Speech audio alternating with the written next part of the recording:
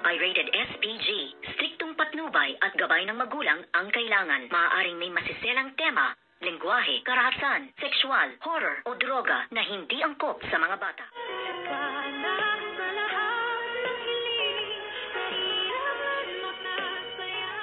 Good morning and welcome sa aking munting channel. At dito nga ay pinag-aagawan na ang lumang cellphone ni Doc RJ Tanyag, na kung saan nga ay napanood na nga nitong si Bogs ang lahat ng inalaman nga ng video recording nitong si Doc RJ. At dito nga niya napanood ang sinabi dito na si Moira ang lahat ng may kagagawan at kasalanan kung bakit siya nahulog sa hagdan, at ang tunay na pagkatao nga nitong si Zoe. Dun nga ay nabanggit ito ni Doc RJ Tanyag kung kaya't tinawagan nga nitong si Bog, si Moira upang humingi nga ng malaking halaga, at sinabihan niya nga ito na ibibigay sa kanya ang cellphone ni Doc RJ basta magbigay siya ng 1,000,000 piso. At dito naman nga ay ayaw sagutin nitong si Bogs ang mga tawag nga ni Diyosa, kung kaya si Miss Lynette Santos ang siyang gumawa ng paraan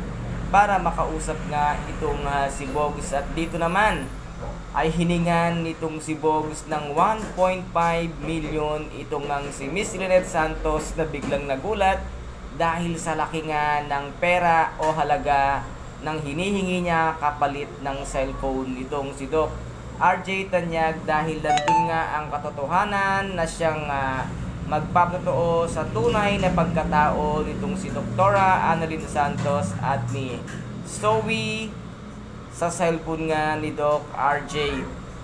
Kung kaya't nga ay mapipilitang lumapit itong si Doktora Annalyn Santos sa kanyang tatay RJ, at agad namang sinang-ayunan ni Doc RJ ang hininging pabor nitong si Doktora Annalyn Santos, at nais na rin niyang makita kung ano talaga ang nilalaman ng kanyang cellphone para matahimik na nga ang lahat, at para malaman kung sino ang totoong nagsasabi ng totoo at sino ang may mga kababalaghang ginagawa. At dito nga ay magugulat si Doc RJ once na malaman niya ang lahat ng nandoon, at ano naman kaya ang gagawin nitong demunyitang si Moira para pagtakpan na naman ang kanyang mga kasinungalingan at kalokohang pinaggagawa. Ano rin kaya ang gagawin dito ni Dr.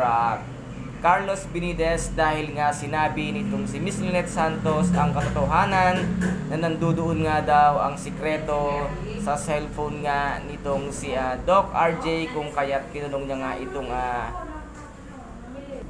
niya nga si Zoe kung ano ba ang tunay na nilalaman ng cellphone nga ni Doc RJ, kung meron siyang kinalaman. At agad namang nanahimik itong si Zoe, kaya't napasigawan agad itong si Doc Carlos Benitez itong si Zoe. Kaya't kung isa po kayo sa mga nag-aabang sa mga kaganapan dito nga sa Abot Kamay na Pangarap, paki-like and share na lamang po ang aking video. Paki-subscribe na rin po ng aking channel, at para maging update kayo sa lahat ng mga gagawin kong video dito nga sa Abot Kamay na Pangarap. Maraming salamat po, ingat, God bless, and bye-bye!